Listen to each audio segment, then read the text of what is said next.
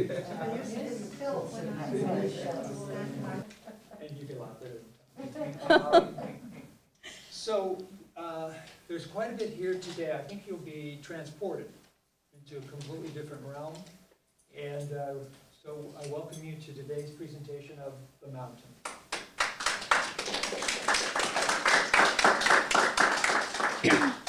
Well, a very warm welcome to all of you. A mountain climb is often considered symbolic of humanity's inner quest and of spiritual striving. As places of pilgrimage, mountains represent points of inspiration and of insight, as well as of challenge and personal testing. Around the globe, and perhaps at deeper levels, mountains symbolize the inscrutable, the divine, and the holy, a meeting place between heaven and earth. In this forum, we'll look at mountains in their symbolic aspect, as found in the myths and legends of many cultures. In connection to the metaphor of the spiritual quest, René Daumal's Mount Analogue will be discussed, along with a brief look at the symbolic and the geologic processes of mountain formation, and where each may draw their own analogies, and the tale of one individual's climbing experience in Mount Kenya.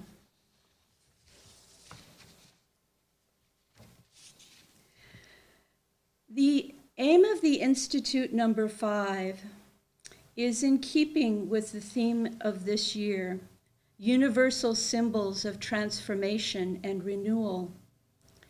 Aim 5 speaks about deepening awareness of the universality of man's spiritual striving and its rich variety of expression in the religions, philosophies, and literatures of humanity. And this is our real anchor point, becoming more aware of this spiritual striving, in this case through the mythologies and folk tales of various cultures. We might ask, what is a symbol? Perhaps in its simplest sense, it is something which stands in place of or is used to represent something else. This representation may be abstract or concrete, something metaphysical or something physical. The ideas such as liberty, equality, and fraternity, or things of nature such as trees and flowers, may symbolically express a potency and power that enlarge the imagination, quickening thought, and stirring emotion. Symbols may be distinguished from signs in that signs usually have a distinct and publicly accepted meaning. A stop sign means please halt. But symbols, unlike signs, are multi-layered and have depths of meaning depending upon their context. As we'll see with the mountain, there may be a cosmic context, so that the mountain refers to a time before the creation of the world, or it may refer to the mythological history of a people, the home of its gods and goddesses, or in mystic literature, a mountain may symbolically represent an inner challenge or difficulty, a spiritual journey. Symbolic language may also convey its hidden message at many levels. Symbols function as a type of shorthand, condensing broad meanings into compact glyphs. What comes to mind is how Shakespeare uses the word globe. A globe is a spherical or rounded object. In his plays, he refers to the earth and to the round globe of an actor's head, or it may have a double-edged reference to the Globe Theater in which the play is performed. Thus, symbols often require a context in which to be interpreted, or they may be specific to a specialized field of knowledge.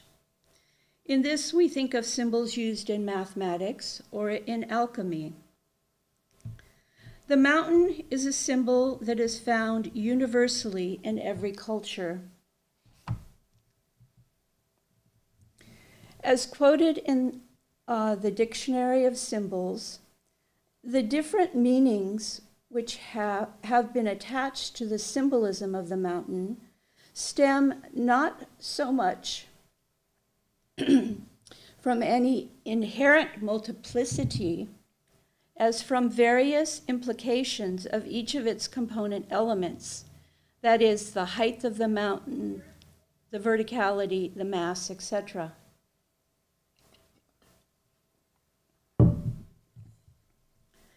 When examined, we find recurrent similarities and commonalities of reference. Often we discover identical attributes in physically distant civilizations. What we hope to present today are a few of the symbolic meanings of the mountain through the mythologies and folklore of various peoples. What has the mountain symbolized in that culture? What attributes of the mountain are held in special significance?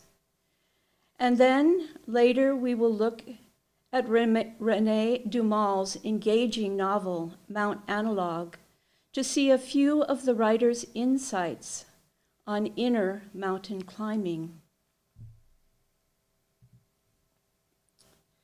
As we said, this talk really reflects Aim 5 of the Institute, because it's in the religions, philosophies, and literatures of humanity that we really touch other civilizations and other peoples.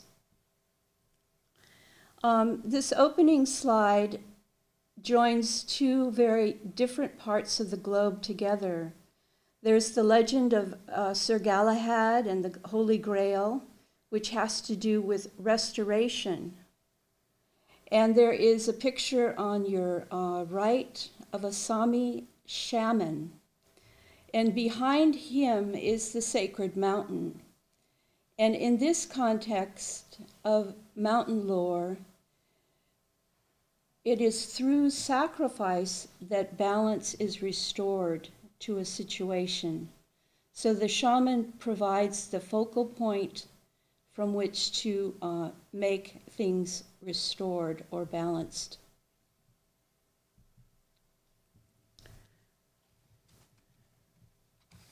The symbol of the mountain begins with the archetypal shape of the triangle and pyramid. Many of the ideas in mythology and folklore rest upon ideas which are connected with them. So we have here the equilateral triangle. It can be as small as we can imagine or as vast as we can imagine, but it maintains its inner proportions. And we find that the triangle, the equilateral triangle, is tied with symbolic triads and triadic relationships. Creation, preservation, destruction, in terms of time, past, present, and future. In the division of space, the triloka, the earth, the middle space, and the firmament. When we think of our connection with deity, we have God, law, and humanity. From the Christian iconography, the fish, the dove, and the palm. If we were to consider the three stages of meditation or yoga, we have dharana, contemplation, dharana, attention, contemplation, dhyana, and absorption, samadhi. If we divide our cyclic existence, we can see the division between waking, dream, and deep sleep, or childhood, adulthood, old age. And also, mountains have triads associated with them. The Mount Meru, which is the legendary mountain from Hindu mythology, is considered gold, silver, and iron.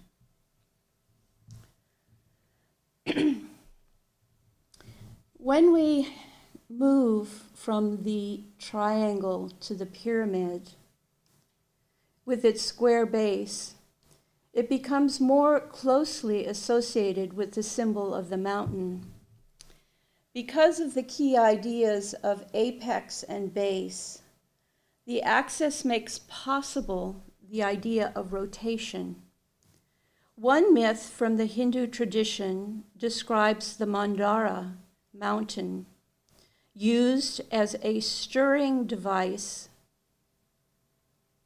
whereby the divine elements in the cosmic ocean were churned forth. The analogy being a butter churn. The mountain represents a raised position in contrast to several distinctive dualities, the mystical and everyday, the godlike and human, the sacred and profane, eternity and time, life and death. All of these dualities are encompassed in the contrast between the flatland and the mountain. The mountain in myth and folktale marks the place where the flat and mundane intersect with the sacred and celestial. Mountains are repositories of riches and healing herbs. They symbolically represent potentiality and mark a storehouse that's available to humankind. A journey to or around a mountain is representative of humanity's spiritual quest, a quest that requires purification as a requisite before beginning the journey. The culmination of the climb to a mountain represents illumination, a meeting with or a merging with deity. Very often, the beneficent illumination places new responsibilities upon the seeker. She might be given a message or instruction to share with others.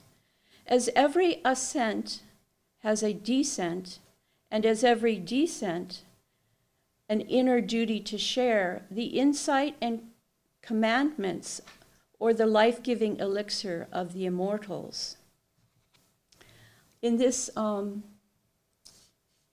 reflection upon cultures and their commonality, we find the Chaldean name for pyramid or mountain peak was ziggurat, which means mighty light or fiery heat.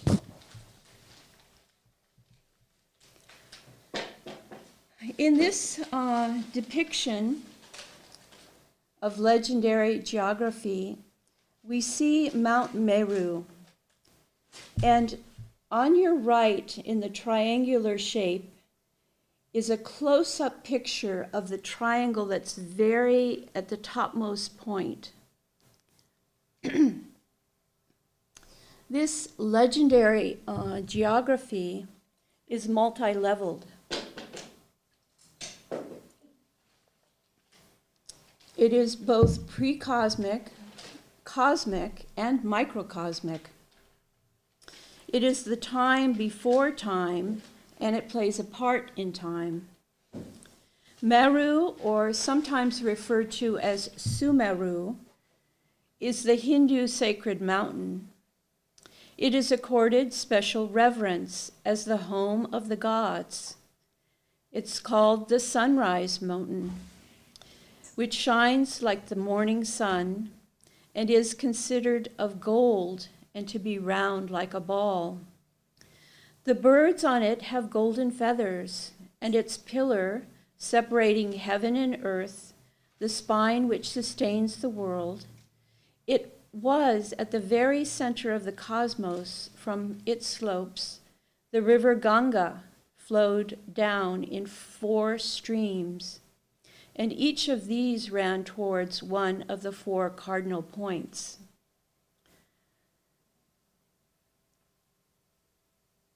The twin to Mount Meru is Mount Kailash. We'll take just a little bit of time to look at the diagram or the symbology. Around Meru sits at the very top of the earth, sometimes located in the north. The dome that is supported by the 4 elephants represents our human world. The vast tortoise that's upholding the elephants and giving the elephants support represents the god Vishnu in his incarnation as a tortoise. And around everything is the snake, Sesha. In Sanskrit texts, Sesha is especially related to mathematical calculation. It implies remainder, that which remains when all else ceases to exist. The serpent, with its tail in its mouth, the Ouroboros, is the symbol of eternal and cyclic renewal. So we have this very actually complex philosophical idea about the nature of reality, but it's bounded by this idea of eternity.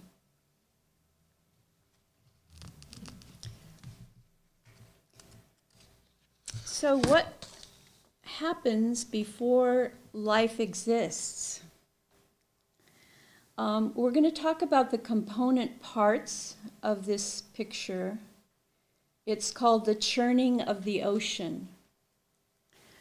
In the dull gray background, you have the cosmic ocean. This is before any humans existed. This is almost before time was. It is darkness swathed in darkness, and is usually referred to as the primeval ocean. Vishnu is pictured in various aspects of this picture. At the very center is the Mandara mountain in an inverted shape. So think of the triangle pointing down, and that forms the pivot point. It rests upon the tortoise, which we've mentioned as the second incarnation of Vishnu. And we're seeing everything occur at one time, but actually there's a sequence involved. The idea being that the gods required all of the sacred things that existed in a prior cycle to be brought forth again. So Vishnu brings the mountain in its inverted form, balanced upon the tortoise shell, and wrapped around the mountain is Sesha, the snake. On the 2 sides, we see on your left the gods, and on the right the demons. And it's these 2 energies twisting back and forth that churn the milky ocean. And each of these sacred items are brought forth.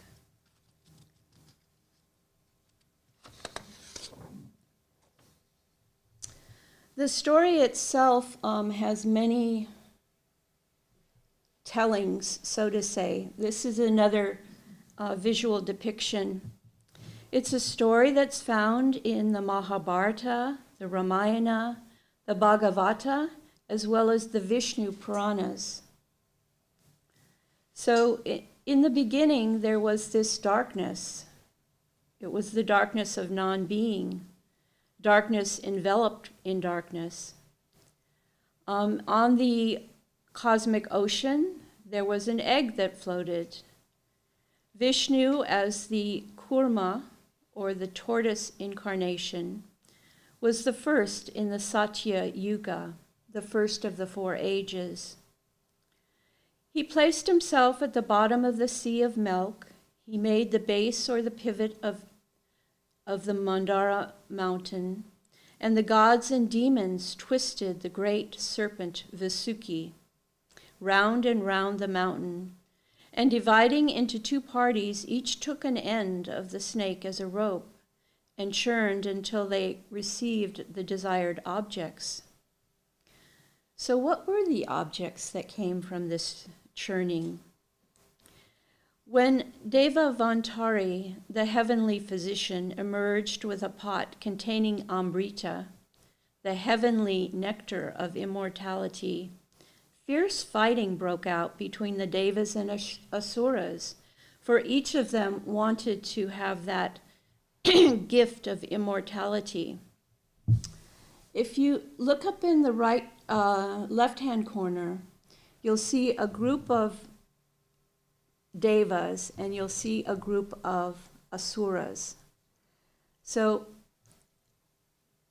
in the center is Mohini, and this is Vishnu, who's taken a female form to distract the Asuras from looking what she's doing. And if you look very carefully, you see she's got a ladle, and she's giving the gods the immortality, the sacred elixir. But look closer in the very top left. There is an Asura who snuck into the group. And he too has taken a sip. Well, Vishnu, seeing that, flings one of his weapons, the discus, and severs the head of the Asura. And the Asura becomes astronomically Rahu, and his body is Ketu. And these are the 2 elements in mythological astronomy that are responsible for eclipses, the eclipse of the moon and the eclipse of the sun. Those are considered being swallowed by Rahu or Ketu.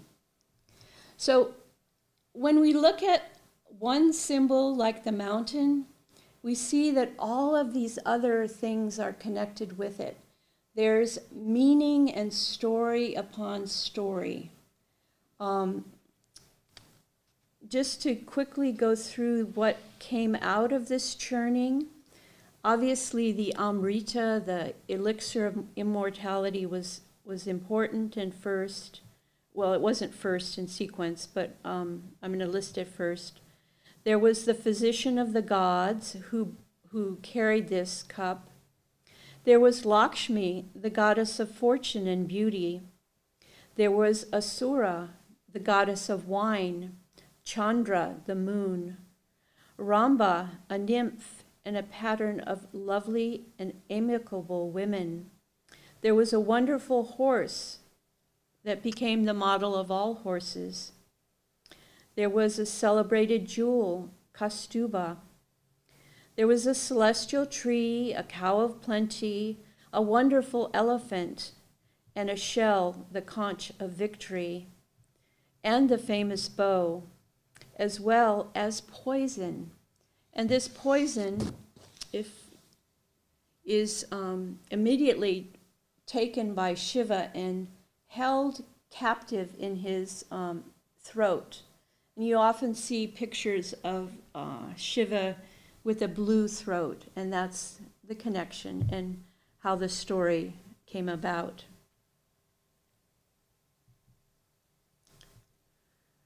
So on the right here we have a depiction of Shri or Lakshmi, the consort of Vishnu, and these are what we've mentioned, the 14 precious things that came from the churning.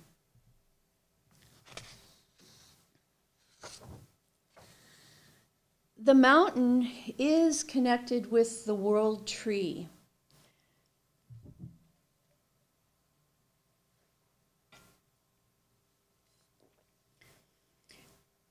In so many cultures, we find the tree is representative of manifestation, of creation, and we picked one out of so many cultures to discuss, which comes from the Norse mythology.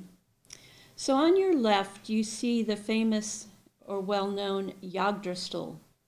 And this tree encompasses all of creation, so to say. And it's divided into 3 levels.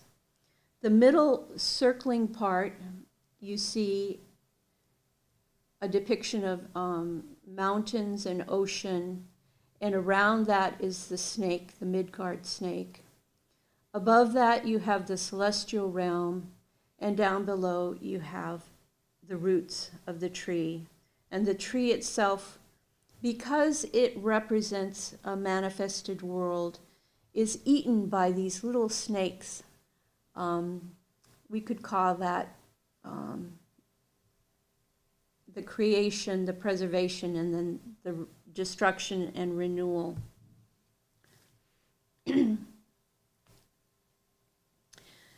this passage, we have Odin's sacrifice. Odin in Norse mythology represents that deity who is at many levels. He's considered the All-Father in the highest sense, without attributes, yet he has a place as one of the deities or the gods of Norse mythology. But he also, interestingly enough, plays a part in earth life. So we have him, there's tales of his going amongst human beings. It's said that the world tree, the Yggdrasil, supports the entire cosmos, from the deepest regions of the underworld to the highest heaven. The tree formed a supporting backbone of the universe. There are 3 enormous roots at the base, and some say one root supports Asgard, the home of the Aesir. Those are the principal gods and goddesses. And the other versions of the myth, Asgard is seen as dwelling in the air, held up by some of the tree's branches, which is the case in this one. The tree's second root connects with the giants, the third root to the underworld.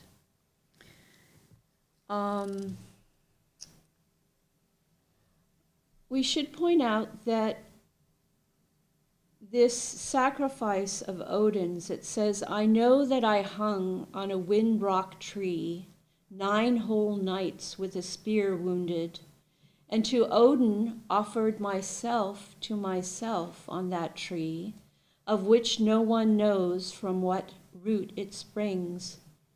No bread no one gave me, nor a horn of drink. Downward I peered, to runes applied myself, wailing, learnt them, and fell down thence." The background idea here is the tree, the mountain, represents a place of sacrifice. It represents a place of trial.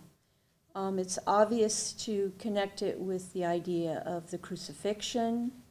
It's also very much a part of certain Native American quest stories. So we think every attempt to gain wisdom is in the mythology connected with a sacrifice.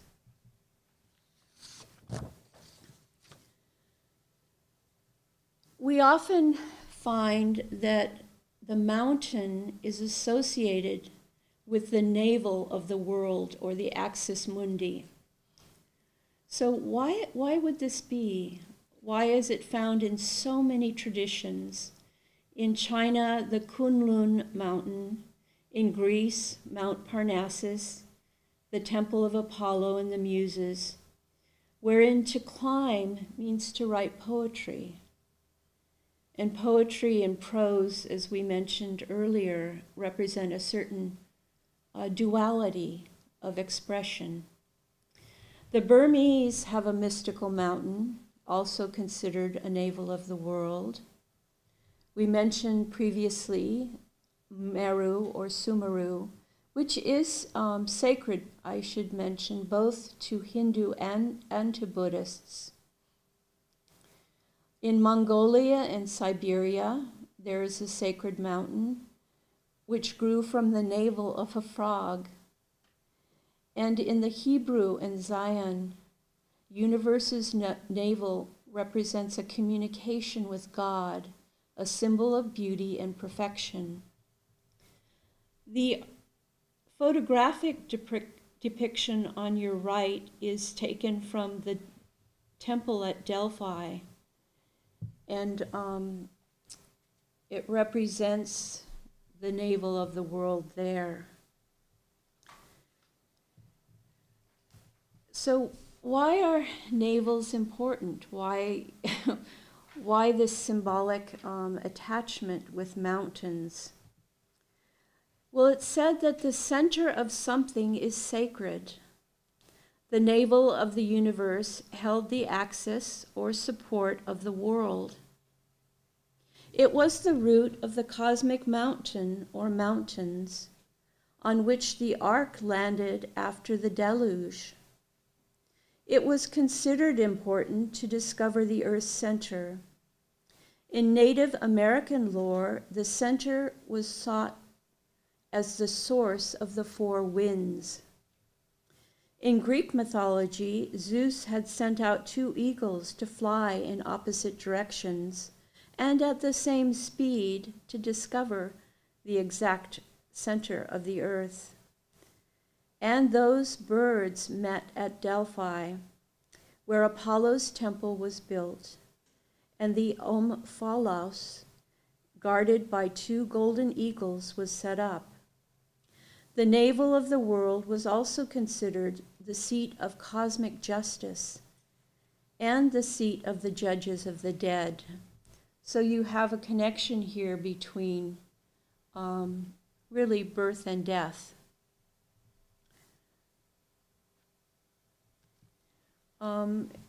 Considered as an axis, we have the idea of motion, stillness and motion, space and time, unity, diversity, one and many, the yin and the yang, poetry and prose, silence and sound, death and birth. Duality is a requirement for manifestation. Mythology is sort of a history, but it's at the level of the intuitive and not the logical mind. In astronomy, axis mundi is the Latin term for the axis of the Earth between the celestial poles. In geocentric coordinated systems, this is the axis of rotation for the celestial sphere. Consequently, in ancient Greco-Roman astronomy, the axis mundi is the axis of rotation of the planetary spheres. Within the classical geocentric model, it is of the cosmos.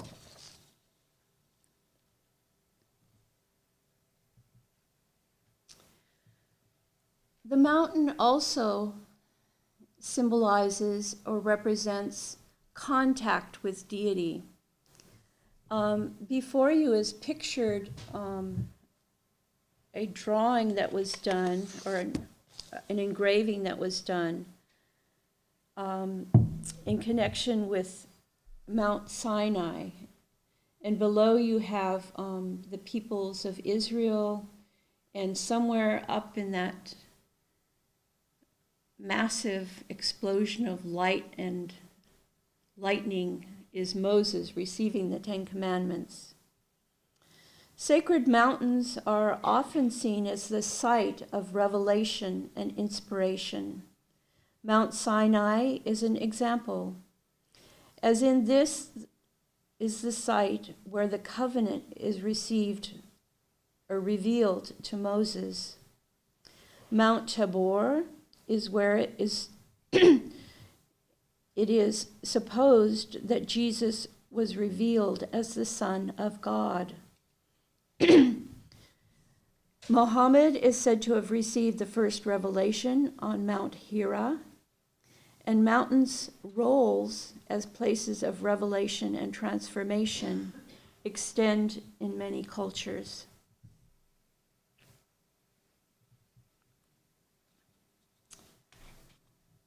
We also associate mountains with cyclic renewal, the idea of the deluge. Pictured to your right is Mount Ararat in Turkey. You can see the two volcanic cones, which look like very amazing pyramidal structures. It's said that the universal deluge is a story that's found in almost all traditions. It is symbolic of purification, death, and regeneration. The mountain represents that place in which the seeds of humanity are saved by landing on the mountain or sometimes the tree. In Hindu thought, deluges are periodical and at each end of a great age. The purposes across many cultures is to renew the earth, to establish a new order, to further a universal story of humanity. In the illustration, the mountain represents restoration, a new land, or a new world, or all of those.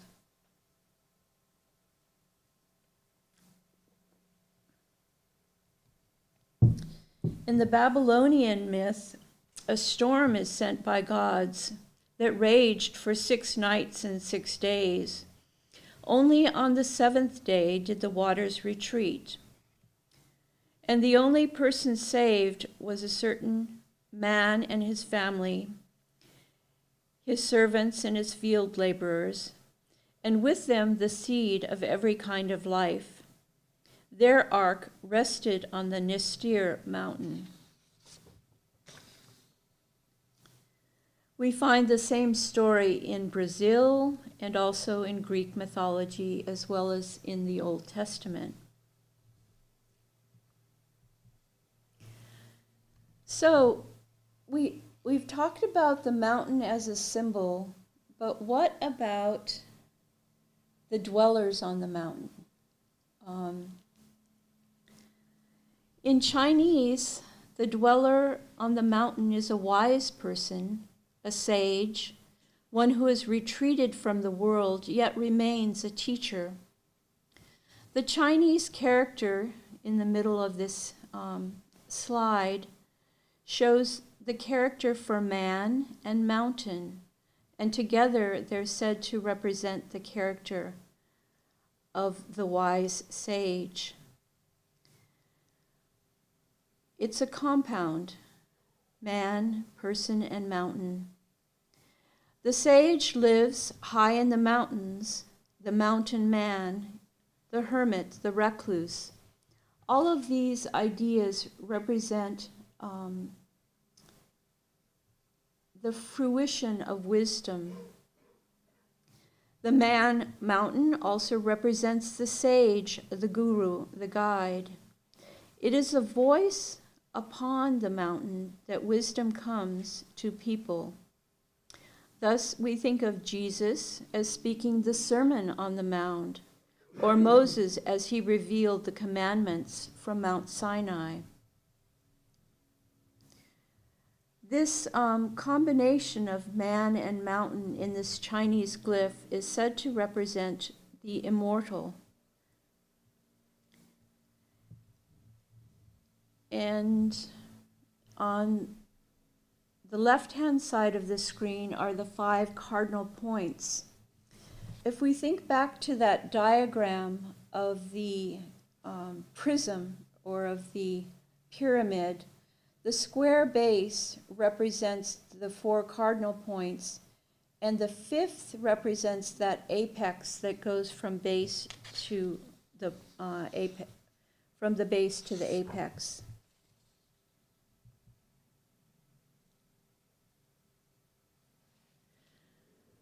Well, the mountain seems to be the place for the sage to dwell, but it also has its own inherent magical properties. It's often on the mountain that is found the elixir of life. In Chinese mythology, the Jade Mountain at the foot of the Kunlun Mountains is the repository of the water of immortality. The chief of the 8 Chinese immortals, a mountain recluse, spent his days searching for the elixir, and he carries with him a horsehair tassel, with which he revives the dead, as well as the peach of immortality. Apache legends tell of sacred beings who inhabit the mountains, who possess the power to drive away disease, and can often be heard drumming and dancing within the mountains. In Hindu mythology, Hanuman is one of the heroes of the Ramayana, and he restores to life the injured army of Rama with herbs that he has taken from the mountain.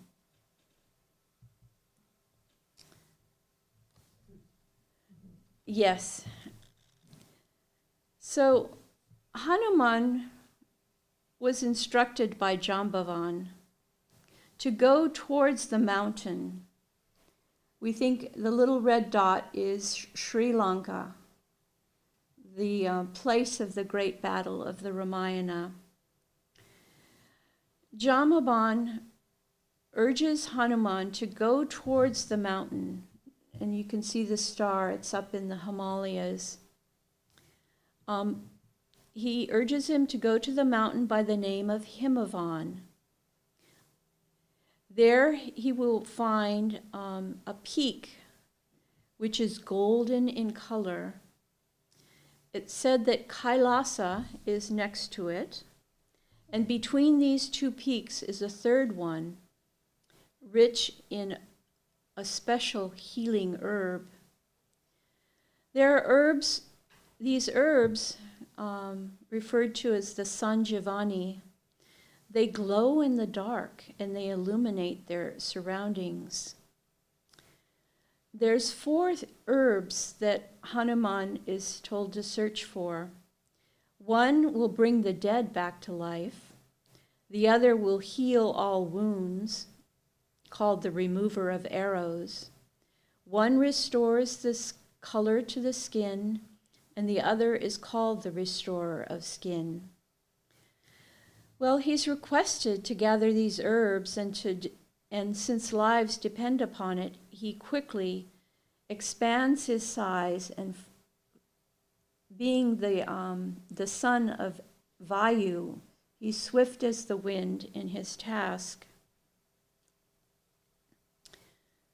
He soon reached the mountain, where he saw many rivers and the ashrams of sages. And it said there the herbs were growing like tongues of fire, and it was beautiful to see. As he looked, though, the herbs hid themselves. We can imagine him making the journey to the mountain, seeing their mysterious and evocative glow, and then knowing they were being watched, they hid. Well, Hanuman, not to be detoured by this, decides to lift up the entire mountaintop and take all of the herbs back. So in this depiction on the left, you see Hanuman arriving back to Sri Lanka, and he's got the mountaintop with the herbs on it.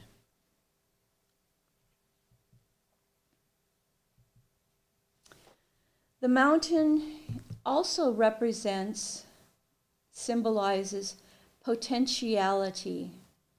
And I think this was one of the most surprising little things that I had never considered or come across in thinking about mountains. This potentiality has to do with preservation for the future. It has to do with strength and goodness, as well as guidance and vision. So there are 3 short stories we'll tell in connection with potentiality. The first is called The 7 Sleepers of Ephesus. And this is in the Christian and Islamic traditions. The 7 sleepers, otherwise known as the sleepers of Ephesus, and the companions of the cave, is a medieval legend about a group of youths who hid inside of a cave outside of the city of Ephesus around AD 250 to escape one of the Roman persecutions of the Christians. And it said that the Roman emperor, on hearing that the young men had gone into the cave, ordered the cave sealed. And they were given time to recant, but they didn't recant their faith, so this sealing up of the cave happened. And 300 years later, it said, they wanted to use the cave as an area for storing of cattle. So the cave was open only to find that all of the 7 sleepers were awakening. The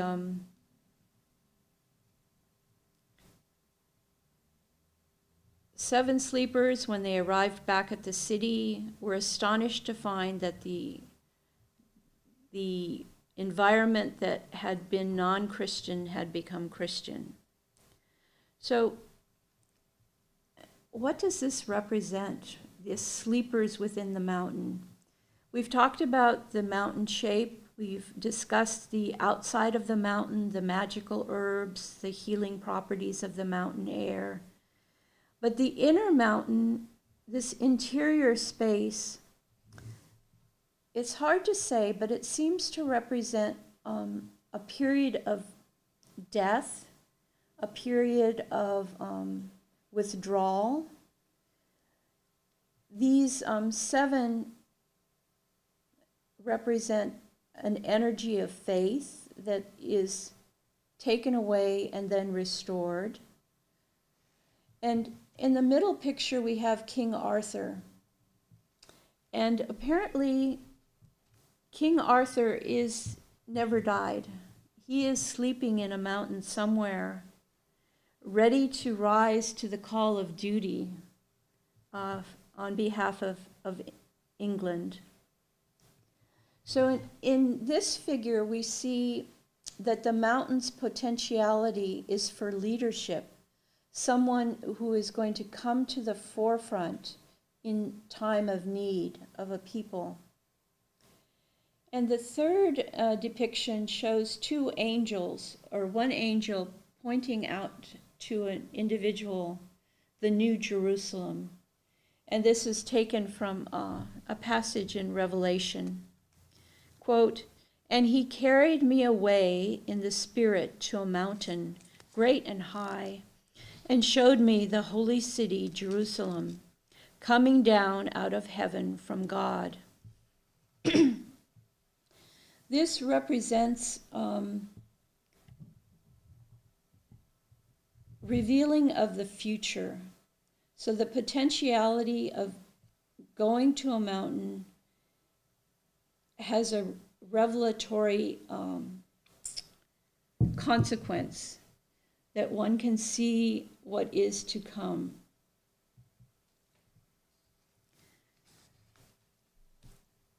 There is in the Hermetic tradition a passage entitled The Discourse on the Mountain.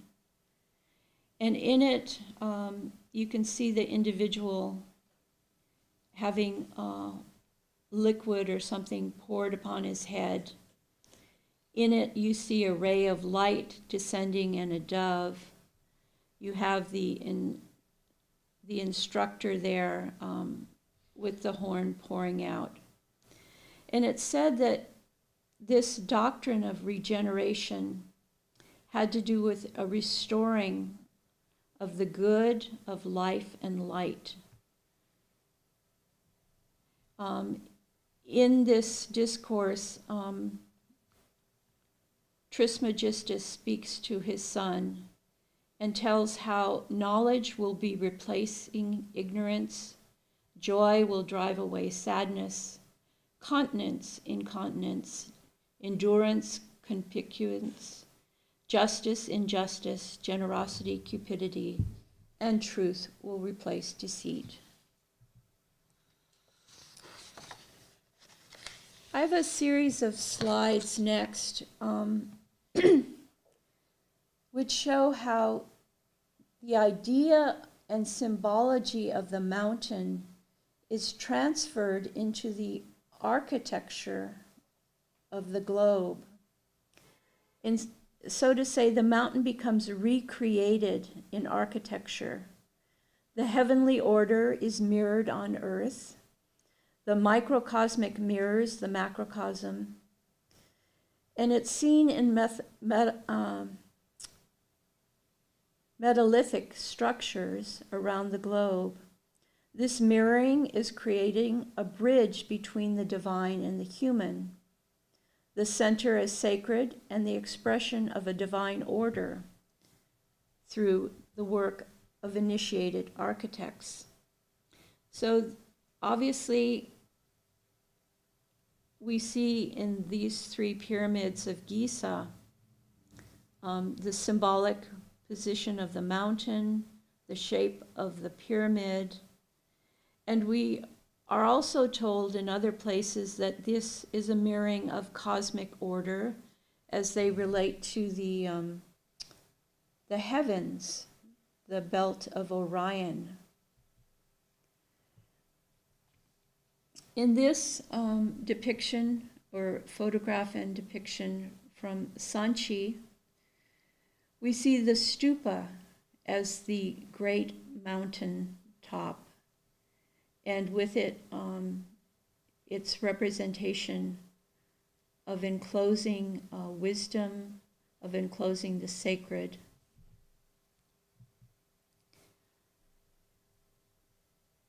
This is the Mahabodhi Temple, which is said to be a depiction of Mount Meru, and it's also called the Great Awakening, located in India. You can see that, well, you can't quite see, but it rests on there's 4 pillars, and around it, or within those 4 pillars, the mountain climbs upward. The mountain is also mirrored in the Nalanda University. Here we see the ruins on the right, but on the left we see what could be a conjectural reconstruction. Again, the 4 corners, the square, the circle, and the mountain. All of these symbols interblend when we try to understand what the mountain symbolizes. This is Borobudur, which is located in Indonesia. It says that the name Borobudur signifies the seat of secret revelation. And here you see the stupa shape, and in the lower right-hand corner, the square, the diagrammatic representation of the cosmos. And in the upper right, you see what it's like to look out at the landscape of the area, and you see in the background 2 dormant volcanoes.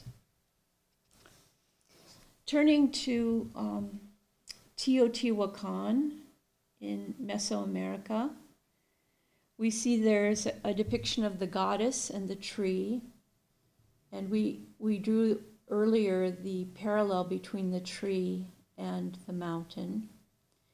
And we also find certain objects, this throne, for instance, having the ziggurat element to it. Well, it represents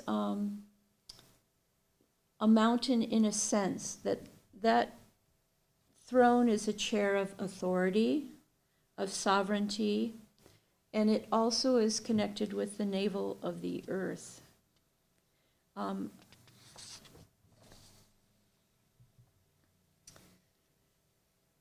In all sacred traditions, mounds, altars, and high places are connected with mountain symbology. An altar is a place of sacrifice, of worship. It often symbolizes the heart or the table of the gods. It's said to be a modified form of the pillar and a symbol of the Creator. On the far right, we have the Great Serpent Mound located in Ohio. It's incredibly amazing to consider the civilizations that came and went before we even had our modern birth of a nation.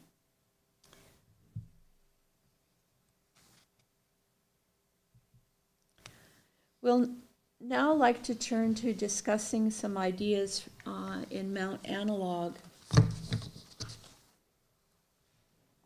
The author René Daumal,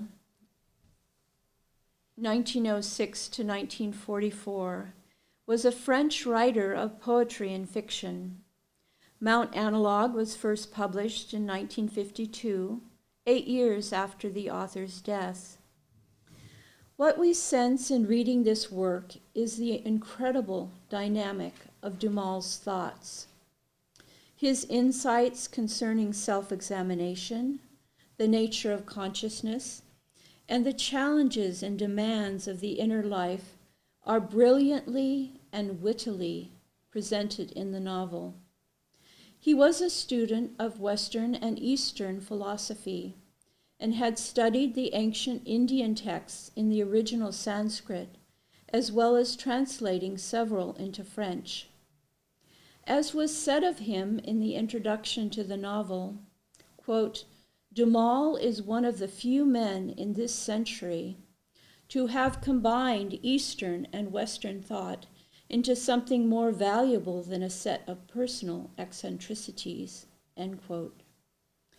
One valuable insight conveyed by the novel is that, quote, the reality and meaning of the world can come to us every moment without our having to rely wholly on extreme situations to wrench us into awareness, end quote.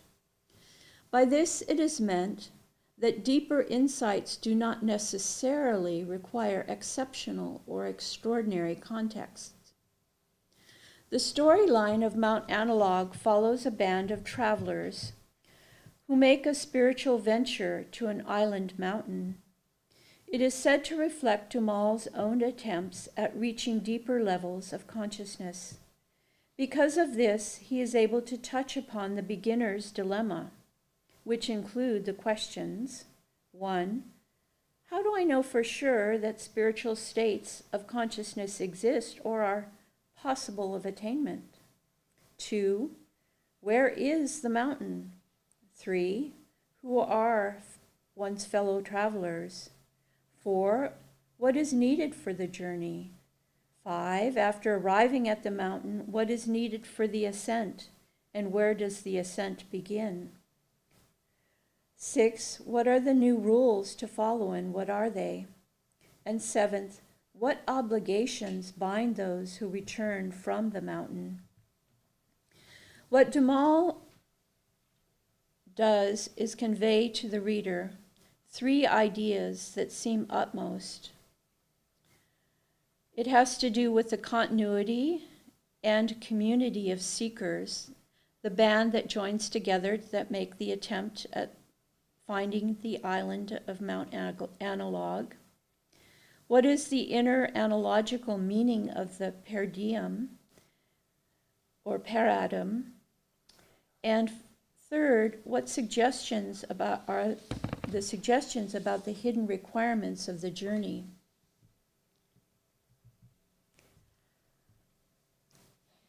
It's quite a challenge to in a few words, talk about the novel. Mount Analogue is said to be an actual place, but it's invisible. And why is it invisible? Because there's sort of a force field around it. And the force field has to be assumed to be penetrable. And it said, we are forced to the conclusion that the sun has the property of a curving and on-curving space, which surrounds the island. At sunrise and sunset, it must in some way penetrate the shell, and through that same breach we shall enter. So Father Sogol, which is logos spelt backwards, is chief on the journey. And we probably don't have time to go to this legend completely, but the legend of the hollow men and the bitter rose form a central point of this story of Mount Analogue. And in it, the character represented by the circle and the cross, they're twins, and they finally merge together into one consciousness. So the cross and the circle come together. And as a result, there is wisdom and the passing on of wisdom. The third element to speak about is this paradigm. It represents the crystallized experience of insight that is had by the travelers on this journey. It's said to be a stone that is perfectly transparent, and its index of refraction so close to that of air, in spite of the crystal's great density, that the inexperienced eye barely perceives it. But to any person who seeks it with sincerity and out of true need, it reveals itself by a brilliant sparkle like that of a dewdrop. The paradigm is the only substance, the only material thing whose value is recognized by the guides of Mount Analogue.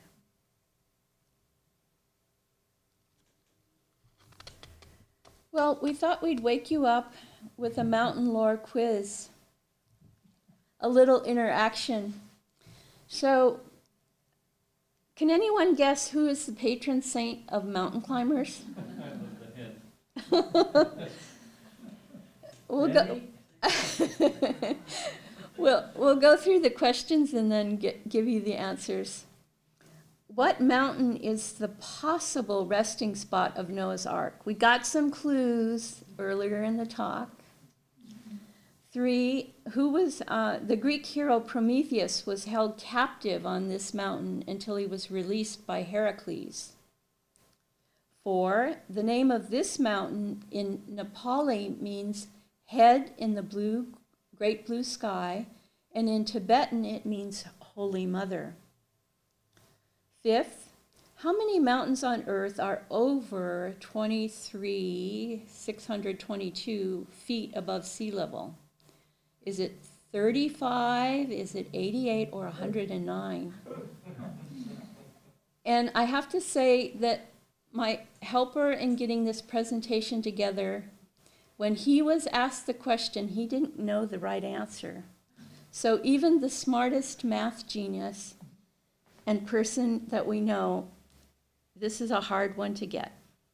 6, what gemstone's name, when translated into English, means mountain of light? And 7, name 2 mountain ranges and their associated lakes that exist at high altitudes.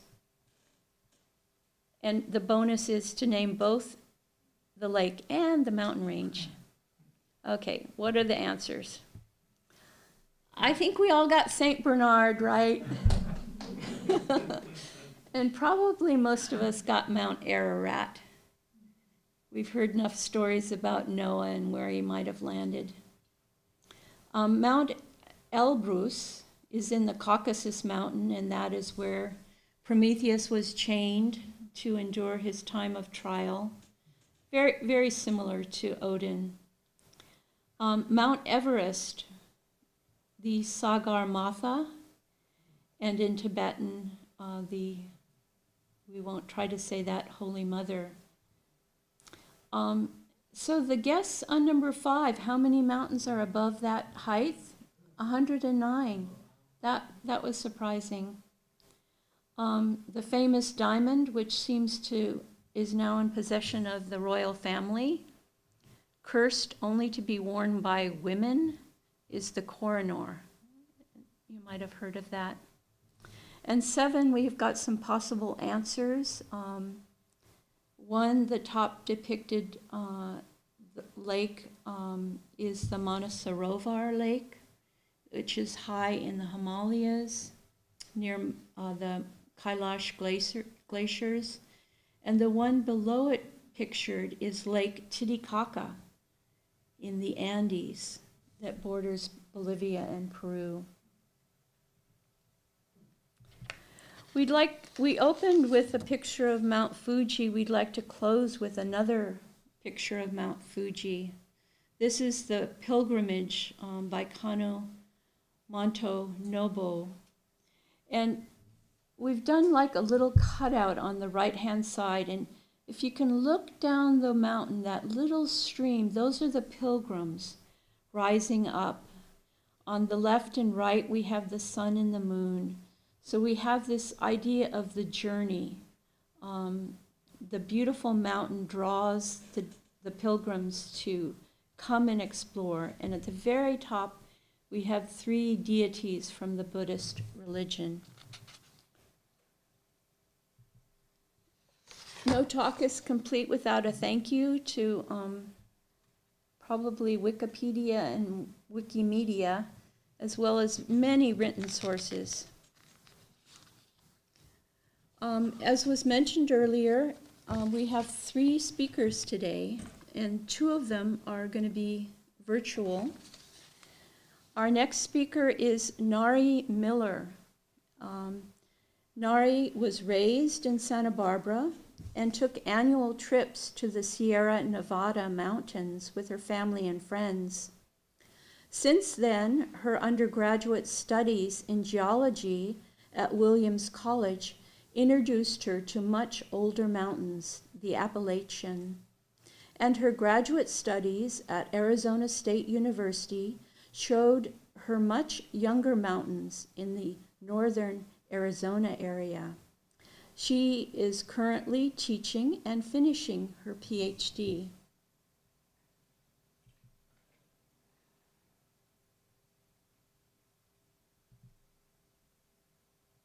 Hello everyone. Today I'm going to talk about how mountains form, and 2 parts of this talk are about the source of energy for mountain formation and what types of mountains do we typically see. The reason I'm talking about the source of energy for mountain formation is that mountains are really heavy. It would take a lot of energy to lift up all that rock. And think about the energy it would take to heat a rock up to melt it enough to create lava. So this is an important factor of Earth's energy. The source of energy for mountain formation originates from our early solar system, when gravity drew together the primordial dust cloud and instigated the sun's fusion. Meanwhile, 99% of the energy of the mass in the solar system is doing sun stuff, but the remnant dust, the 1%, gathers together around in the darkness around the sun and gloms together to form larger and larger bodies that eventually become our planet and our neighbors. During this time, Earth was heated by meteor impacts, radioactive elements, and other factors. And this early deposit of heat energy into our planet drives its internal and surface motion. So this is a diagram of mantle convection, which is the major part of the interior of the Earth. And while it is solid, it also moves over long time scales. of energy for mountain formation is plate tectonics, but then plate tectonics derives its energy from the heat of the Earth. And so plate tectonics has really only been accepted in science since the 1970s, which means it's very new stuff. This wasn't in textbooks of some of my professors and when they were learning geology. The heat of the mantle influences the density of tectonic plates, and when they're newly formed, they're hot and less thick, but as they age, they cool and become denser and thicker. And so those denser and thicker plates get pulled down into the mantle. And so that's one factor in moving around these tectonic plates. So ultimately the answer is gravity, but then the heat of the interior of the Earth coupled with the coolness of the surface, that temperature gradient drives this melting and cooling process that moves the plates around. Ocean crust and continental crust are made of different materials. So oceanic crust is more like the underlying mantle and it's more likely to sink. Continental crust is just still lighter than oceanic crust and it rarely subducts. So there are fundamentally three types of mountains. The first is built up from the surface, layer by volcanic eruptions. The second is pushed from below, where the rocks move up, often due to two plates colliding, and rocks that erode more slowly than others and poke up as the area around erodes down. So first, looking at volcanoes, these are built up from the surface, layer by layer, as each eruption occurs and brings lava up to the surface, where the lava then cools and creates a little thin shield of rock on top. And so as each eruption occurs, you build up the volcano layer by layer. And so I marked two of these layers. The green is an older layer than the blue layer. So the volcano gets younger as you move up the layers.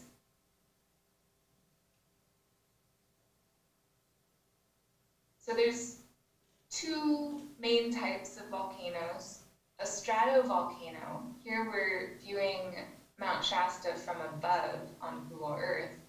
The stratovolcano is made from lava that's a different composition than a shield volcano.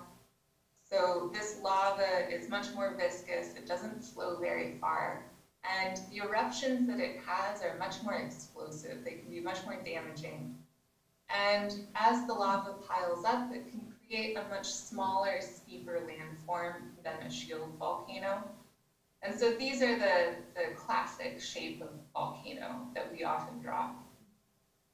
A shield volcano is made from lava that's much less viscous and it can flow really far, which means that it can create very broad landforms. And you can see that a shield volcano, all of Hawaii is basically made up from eruptions from Mauna Kea, Mauna Loa, and various fissures around them.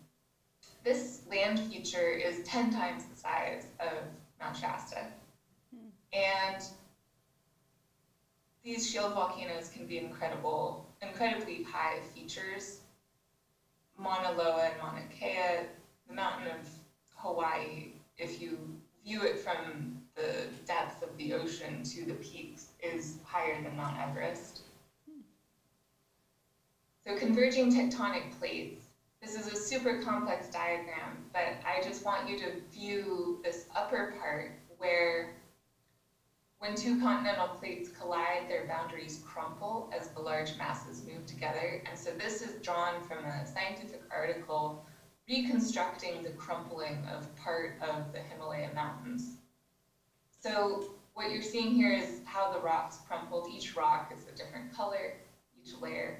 And then this red line represents today's topography, where the mountain range is today. So people would walk along here, climb up the Himalaya mountains, whew, they made it to the top.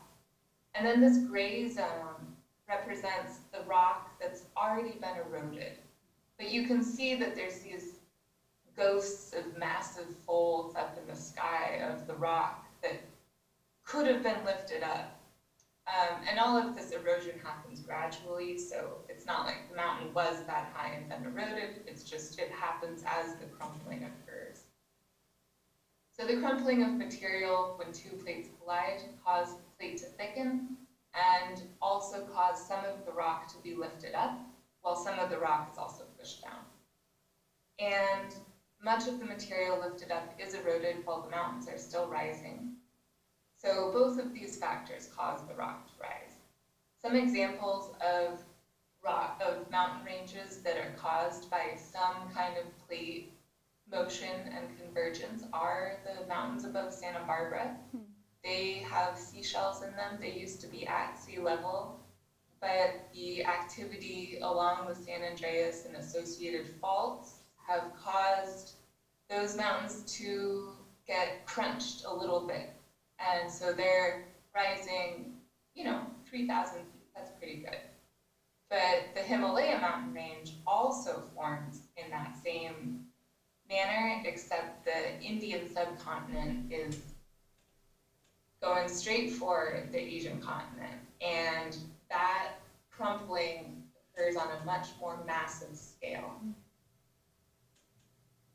So the final type of mountain is resistance to erosion, forms from resistance to erosion, where different rocks are more resistant to erosion than others. And so as wind, water, plants, gophers, and gravity act together to loosen and transport material from mountains to the sea, you end up with some rock being more prominent in the landscape than the rest of the landscape, just because it erodes more slowly than the rest.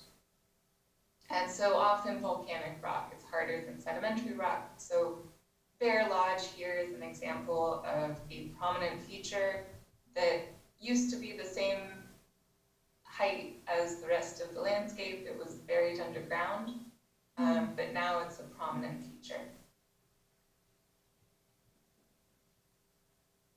So to summarize, we have all of Earth's heat originates from the early years of the planet. The heat from Earth's interior couples with the cool of Earth's surface, creates a gradient that drives plate tectonics. And we have volcanoes bringing new rock up to the surface. Colliding tectonic plates cause rock to crumple, and some rock is lifted very high. And finally, harder, more resistant rock can erode more slowly, causing it to become prominent on the landscape. Thank you.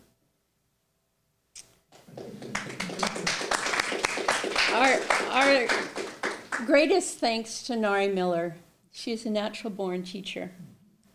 And to wrap up, our third speaker today is Padma Nolt, speaking about a trip, a hike she made in Kenya.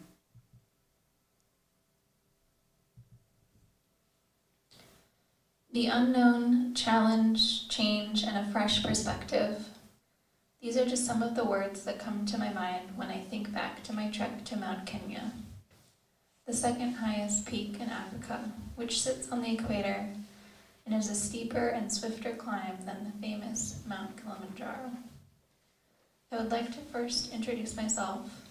My name is Padma Nolt, and I would like to thank the presenter this afternoon for inviting me to speak about this particular experience in my life. I come to share this with you not as an expert, but someone who has come both humbly and joyfully to be drawn to the physical activity of climbing mountains. I would like to begin with a quote from the author and speaker Andy Andrews. He says that everybody wants to reach the peak, but there's not growth on top of a mountain. It is the valley that we slog through, the lush grass and rich soil, learning and becoming what enables us to summit life's next peak. For me, it was during a particular hike through a metaphorical valley of life that myself and several friends found ourselves during the fall of 2016. It had been a particularly difficult day at my then work, discussing various aspects of quote-unquote preparing for adventure with the customers at the outdoor retailer REI. We gathered at the brewery close by to cheers and spend some time together and shift our focus onto our own respective journeys and not those of a potential customer. What could we do? Where do we want to go? Those questions were always a constant in our circles. At the time, I was still fairly new to these types of activities. My legs and lungs were strong, and I had spent the year training for my first marathon. But in terms of hiking and backpacking, I considered myself a novice. I wasn't sure I had the confidence to travel over 9,000 miles to spend some precious moments at the 16,354-foot mountain looking over Africa. But I typically like to go big or go home, as they say. And it all started with an idea that we could do it. We just had to commit. After all, with said and done, 3 of us bought plane tickets on the spot and never looked back. I had said yes emphatically to this idea, which morphed into a new aspect of my reality, only vaguely realizing what saying yes was going to mean for me. There was physical training to consider and visas to obtain. There were vaccines and appointments with my doctor to assess different plans in case physiological problems arose. What to do if I get traveler's diarrhea? Eat something spoiled or altitude sickness? What to do with my phone plan and how much stuff was I going to need? And importantly, everyone needs a guide. We had found a company via the magic of the internet and corresponded with them over the coming year, settling on a 5 to 6 day route beginning in the semi-tropical forests, through agricultural land and up into the glacial, stark, rocky terrain you will see later in the slides. This map generally shows our journey over the coming days. We went with an expert guide and a crew of porters to help with this experience. We still slept in tents and brought much of our own gear, but with their expert knowledge of the land, the African rains, and carriers of nourishing food, my favorite being the Kenyan tea, I will be forever grateful for the comforts they provided. On the first day, it was sunny, driving about 3 or 4 hours from Nairobi. We wasted no time, as we had just flown in from Germany the previous night. This photo shows Lanana in the distance. As we acclimatized, the full moon came out to greet us. This alpine lake was the reward for what felt to me like the most physically significant climb. As we gained elevation and I could feel my heart pumping double time, we stopped to have lunch before continuing on. Little birds hopped by to say hello. Other wildlife stayed back, but I could feel their eyes looking on curiously. No other humans in sight. Our guide was stoic, taking in our individual strengths and weaknesses.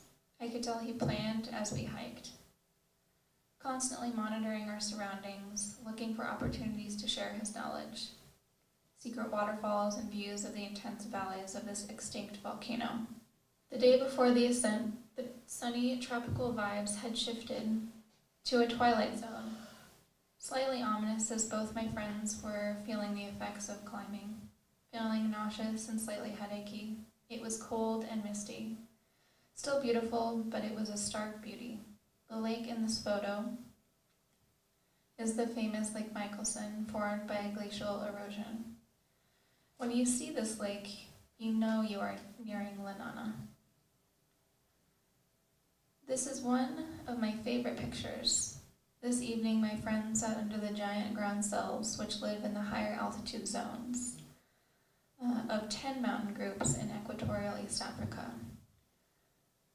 We curled up early to then begin the final climb at around 2 a.m.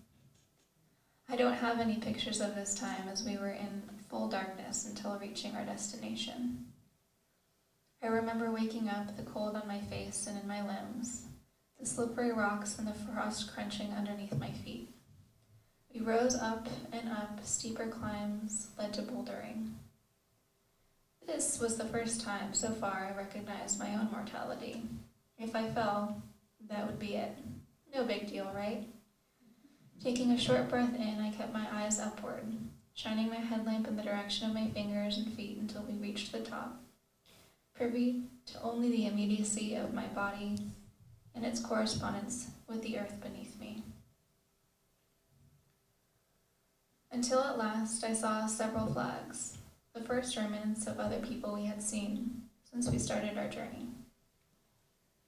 As Daumal points out, in the mountains, a man becomes very attentive to any sign indicating the presence of one of his fellow men.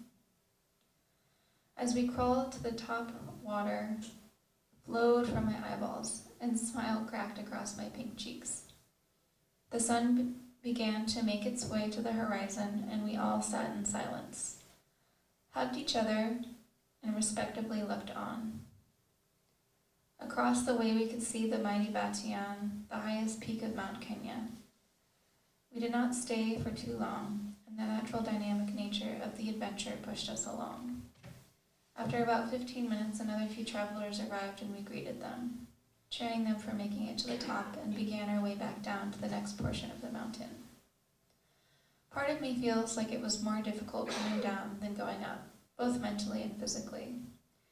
We also had the rain to beat to camp that day, which we barely missed a downpour by 10 minutes thanks to our guide pushing our tired bodies along. The moments of change and uncertainty that we weather from climbs like these, depending what you bring into the experience and allow for flexibility to the situations, can determine how you feel or what you learn from it. Daumal reminds us that your dialogue with nature is just the outward image of an inner dialogue with yourself. Asante Sana. Thank you so much.